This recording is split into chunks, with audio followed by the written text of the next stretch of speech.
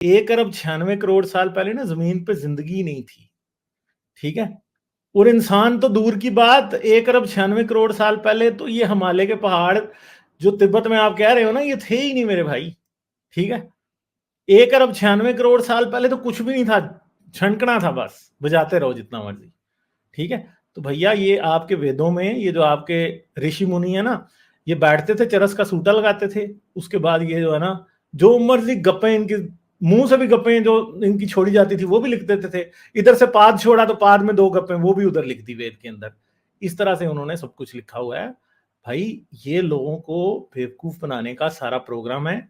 कुरान में भी बेवकूफ़ बनाया, बाइबल में भी बेवकूफ़ बनाया। आप जो बात कर रहे हो ना, ये खुद ये साबित कर रही है कि मुझे वेद जैसी किताबें पढ़ने की जो ये कहती है ना कि 1 अरब 96 करोड़ साल पहले इंसान थे, उन्हें पढ़ के अपना टाइम ज़ाया करने की मेरे भाई बिल्कुल भी कोई ज़रूरत नहीं है।